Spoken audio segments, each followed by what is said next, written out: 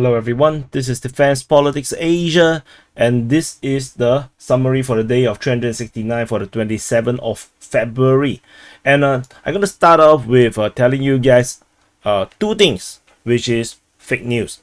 So there is a report of a Ukrainian drone attack on Belarusian airbase that reportedly destroyed one of the radar planes by the Russian Air Force. That I think is fake news. There is no information that can verify that is true. The Russian spokesman from the Kremlin also made a statement saying that the Belarusian have already said their things, and there's no information of such incident. And another stuff that is actually fake news.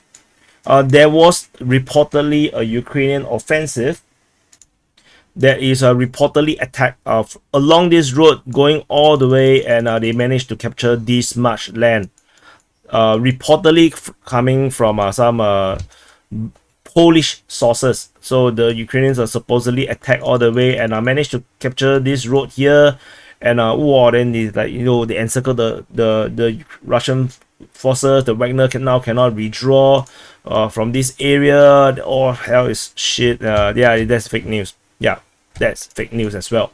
So any YouTubers, hello friends, have reported all these things. I suggest you just don't believe them and just listen to TPA. Yeah. So let's start off with we already started. So let's go on. Southern Front, we do not have any information of significance in the Southern Front. Neither is there anything on the Zaporizhia front, except there was this shelling being reported at Zeleny High. High Zelensky. Yeah, you got this area got shelled, and this reported by the Russian Defense Ministry. Otherwise, the Zaporizhia line has not much to talk about. Moving into the Donetsk Front, on the Donetsk region, which is actually in the southern part of let's say a bigger arrow now is the southeast part of Ukraine, and there is shelling being reported by the Russian Defense Ministry over at Preshestivka and Vuhledar and in the area of Mikhailsky. And other than that, there is fighting being reported in this region here. Over at the dachas just west of Mikhailsky, there is fighting being reported here, according to the Ryba, the pro-Russian source. And the same thing happens in the dachas of the Vuhledar region, which means that the Russian forces currently is trying to take back the territory that they lost to the Ukrainians. The Ukrainians currently is on the defensive in this line here, and the Russian forces is trying to take back.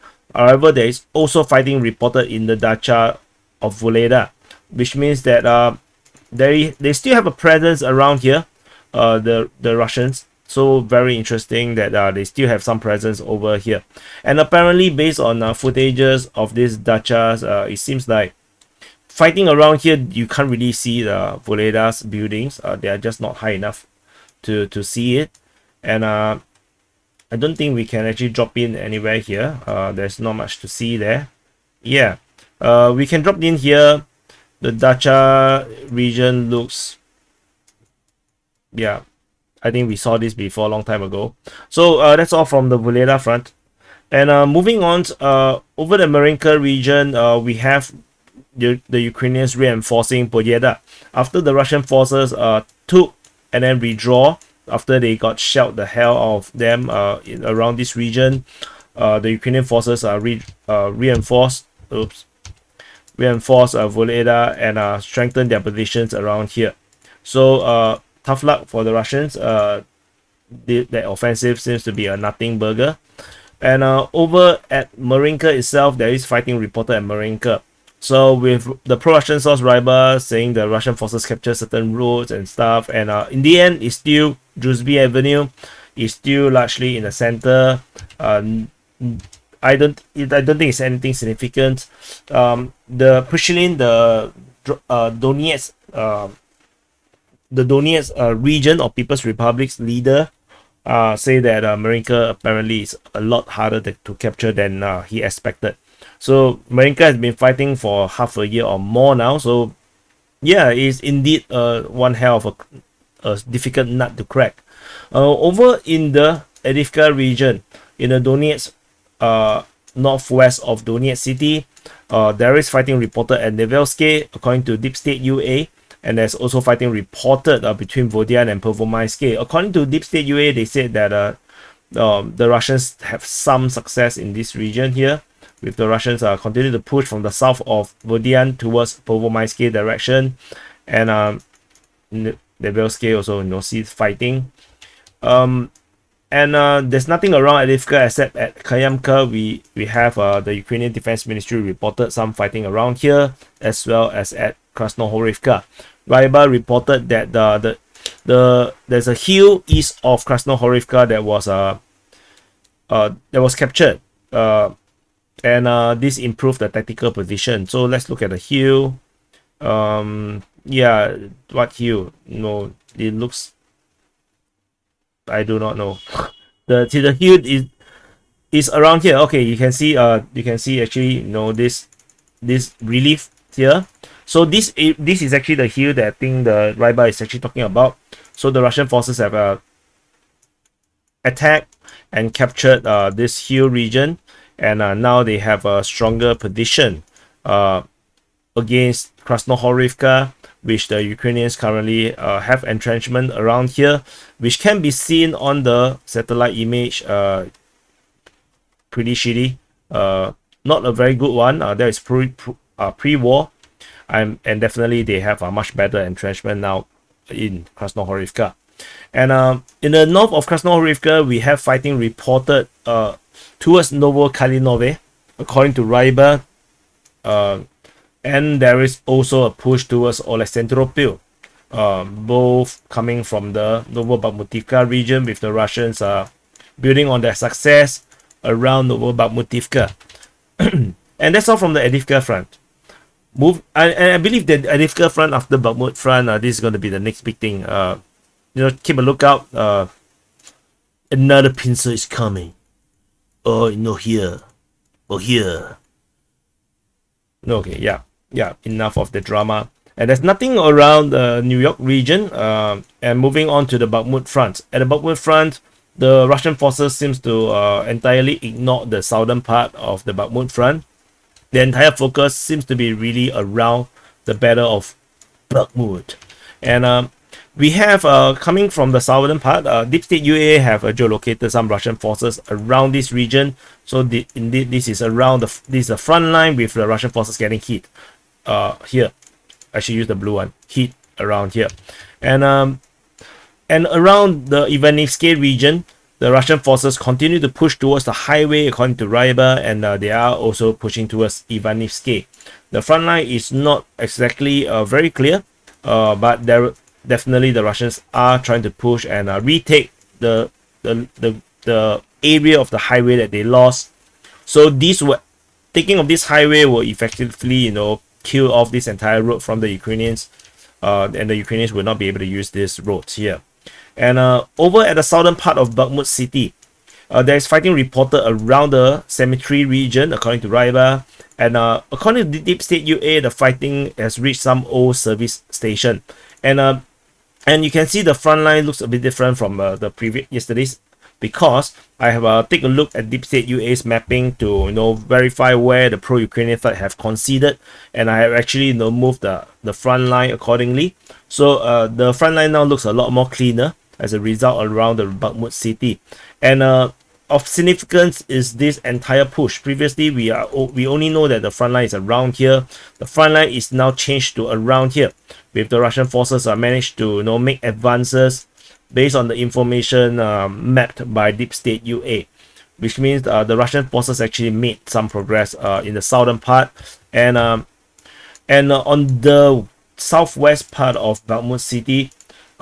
Previously, we have mapped the Russian forces have moved around this region, and then Surya maps have mapped that there is a further progress from the previous run line around here to this point. According to Surya maps, they are now moving close to Kosonkovo or Kosonskogo Street, and this distance between these two is merely 300 to 400 meters. And this region here, this distance is 300 to 400 meters, which means the Russian forces at this position will be able to fire upon the road, but not very effectively, because there is a lot of buildings around here, and these buildings will definitely be entrenched, and there's also some high buildings around here, so they will provide some kind of defense for the road around here for the Ukrainian forces. The losing of this junction here, if lost, or the road get under fire control, will be disastrous for the Ukrainian forces, as this is the way out of Bakhmut city from the southwest, and this is key for the Ukrainians to hold, and it's looking terrible with the Russians getting so close. As you can see, there is some very high buildings around here, so the Ukrainian forces definitely is going to be entrenching themselves around all these high buildings, and definitely this building here, and this is definitely a death trap. Don't come here, but they will definitely still entrench themselves here. So they will definitely do their best to entrench themselves, but it doesn't matter if the Ukrainians entrench themselves here, because the fire control on the road can still be achieved without capturing these buildings. So the Ukrainians will have to do some counteroffensive, or they are going to forfeit their road. On the eastern part of Bakhmut, fighting is still being reported around here. There is rumors of the Ukrainian forces redrawing over to the eastern part of Bakhmutovka River, and according to Surya maps, they say that the redrawal have been done over the past 2 weeks, with the Ukrainian forces have been redrawing over to the western part of Bakhmut. And if this is true, because I can't be sure this is true, we will see the entire capture of this entire eastern part of Bakhmut city within days. And over in the northeastern part, there is fighting reported around the meat processing plant, according to Deep State UA, the pro-Ukrainian sources, and that means the Russian forces has resumed their fight around this area here. And there is a possibility that this has something to do with the flooding. So the Ukrainian forces, as per yesterday, I reported they have blown up the dam around here. You probably can see it clearer here. You can blow up the dam here. So which is why today I use this custom mapping, because I need to show some of these routes. So they blew up the dam here, and as a result, the water, after blowing up this dam, will flow this direction. As you can see, following the river is where the low grounds are. They will come here, they'll flow downwards, and then they'll flow upwards. And as you flow southward, means the Ukrainian forces that's holding position around here will freak out. They'll be like, what the hell is happening? And then they were like, oh, we need to run, and then they will run over to the other side. And this will actually give the Russians able to take this entire territory. And this is just human nature, I just tell you, because if you see the water body blocking your retreat route, you will feel that you are entrapped, and this is going to be terrible. And the flooding, as you can imagine, to the north, sorry, use the wrong color, to this direction, they will go up north, maybe flooding a bit here, but it's not going to be much, because this is the original river. And as such, similar situation will exist for the Ukrainian forces that was entrenched around here. They will freak out, they will try to run, and which is why the Russians now have some advance over in the northern part of Bakhmut city, because as per the information from Deep State UA, Surya Maps, Ryba, the pro-Ukrainian, pro-Russian, and neutral source all have report the full capture of the Stuka district, which is actually this area here. That's a terrible color to use. Let's try another one. Yeah, this entire area here is now fully captured by the Russian forces. So yeah, there's a terrible flag. And so this is another terrible news for the Ukrainian side, and more bad news. In the northwestern part of Bakhmut, there is fighting reported near Yakhidne, according to the Ukrainian Defense Ministry. But of course, Ukrainian Defense Ministry do not show maps. What happened is that Deep State UA actually mapped that the Russian forces have captured the entire region here. So the Russian forces previously, we have our mapping is only like this. This is what we mapped. The based on Surya Maps information that they have entrenched themselves south of the of this reservoir here, the Bakhmut reservoir, and the Russian forces apparently went from the Yakhidne region. They managed to push and move really close to Kreminna. And to be so close to Kreminna means that this distance here is actually just 1 kilometer.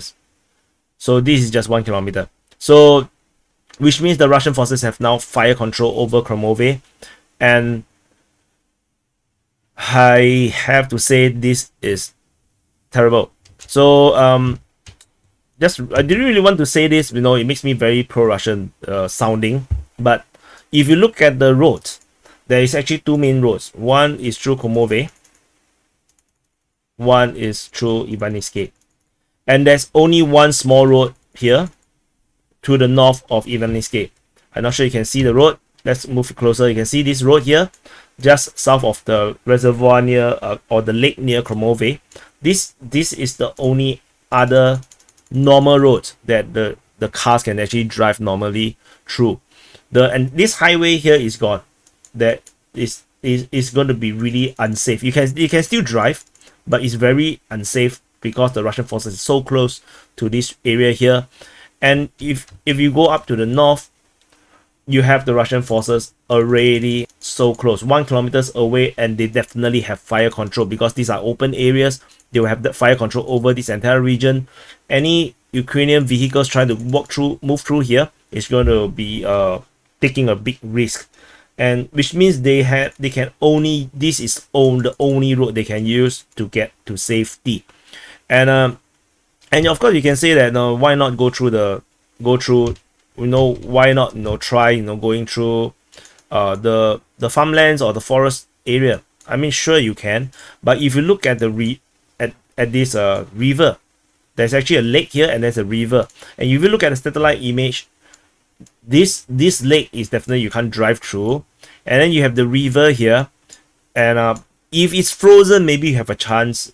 If it's not, you can see there's a lot of water bodies, there's rivers, there's one small road, of course you can still penetrate through, but this looks very muddy, and all the way is water. It's just along this entire road is just full of water that is going along the road all the way.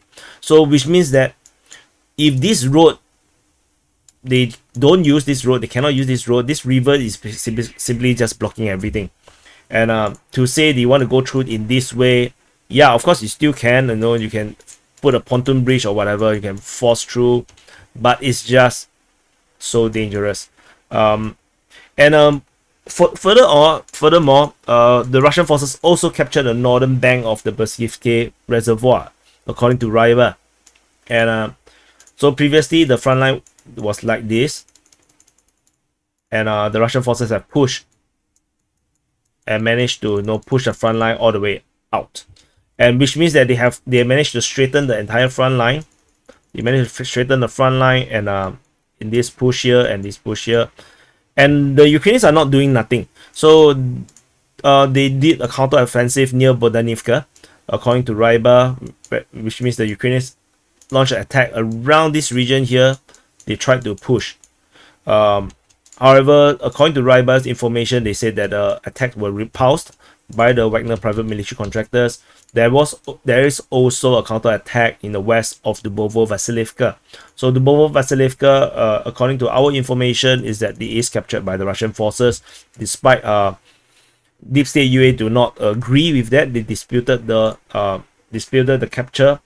The Ukrainian forces tried to counter-attack on the western part, but it was repulsed by the Russian forces. So Otherwise, the Ukrainian defense ministry still reported fighting near Bakhmut. Maybe they are talking about this attack here, or this region here. So moving on from the Bakhmut pincer, we have fighting reported towards Orokho, Vasilivka, according to the Ukrainian Defense Ministry. We do not have any information about Zeleniansky anymore. Today, over the past 24 hours, we have fighting reported at Vasilivka. Otherwise, pretty quiet. There's no information about Fedorivka or Rozdolivka. The Ukrainian lines held. So this line held, and this is very interesting because I have mentioned quite a number of times the commander at Siversk for the Ukrainian forces is doing a really good job. The defense line by this commander or these Ukrainian forces that is holding the Bilohorivka region, Sperne, Rozdolivka, this entire Siversk front is held really well, and Russian forces seems to be not able to penetrate through, and it still remains to be the case. Fighting is being reported towards Vimka, according to the Ukrainian Defense Ministry. They also talk about Sperne, but we do not have any specific information. Fighting is also being reported by the Ukrainian Defense Ministry at Bilohorivka. So that's all for the Siversk Front. And moving on to the Kreminna Front. At the Kreminna Front, we have a geolocation of Russian forces. In this area here, it's basically the drone footage. The drone is being flown here, and they show the Russian forces throw a very massive bomb from a mortar kind of artillery, and blow up a huge hole around here.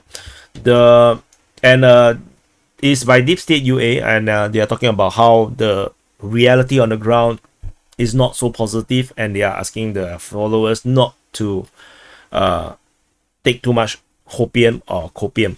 And there is fighting reported in the Serbiansky forestry. I put it in the wrong color, I'm sorry. Should be red. But anyway, it's unclear, they just say fighting, so it could be blue as well. Fighting is also reported near Dibrova, according to the Ukrainian Defense Ministry, with the Russians attacking. The Russians, however, only reported shelling near Dibrova, and they are using artillery and flamethrower systems around this region here. Similar information goes for Toske and Yampolivka, with the Russians simply just shelling all this region here. And at Chervonopopivka region as well. North of the Chervonopopivka region, we have fighting reported in this region. According to the Ukrainian Defense Ministry, the Russian forces is attacking Nevsky in the Ploshchanka region and the Makievka region. The front line have been changed slightly based on the Deep State UA's mapping, just to clear up the Ukrainian perspective of the front line. So looks something like this. So that's all from the Kreminna Front. Moving north to the Svatove Front. So this is Svatove city. You can see it's pretty big. Svatove, and a lot of roads moving in and out. Is definitely a hub. And in the Svatove region, we have fighting reported at Stemakivka, according to the Ukrainian Defense Ministry, and shelling is being reported at Novoselivsky. So this small little town continue to be bombarded like nobody's business. And otherwise, that's all for the Svatove Front.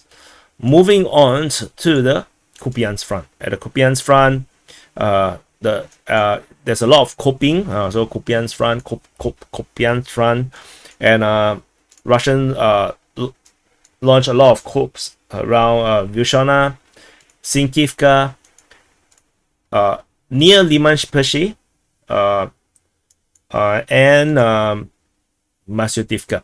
So all this is being reported by the Russian Defense Ministry. It's just shelling around all these regions, taking out Ukrainian entrenched positions, maybe preparing for a future offensive. So, and they also shelled Voreshna, which is across the Oskil River. As you can see, there is a major river in this area here, which you can't cross easily. Definitely, you can see how thick the river is, how small the road is.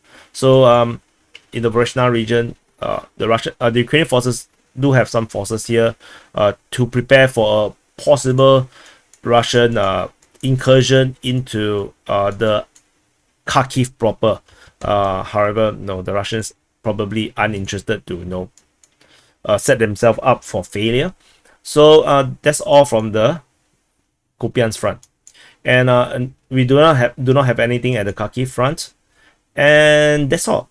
This is the summary for the day of 369 for the 27th of February, and do subscribe if you have not subscribed. Do press the like button.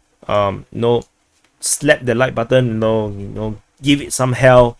Throw some artillery shellings on this like button, and do share this with your friends and family and all contacts who might be interested in the Ukraine war, or share this to those people who keep believing in fake news. Slap them into reality. Give them a DPA slap and tell them you have to watch DPA to know the reality. Stop coping, stop hoping, and I'll see you in the next update.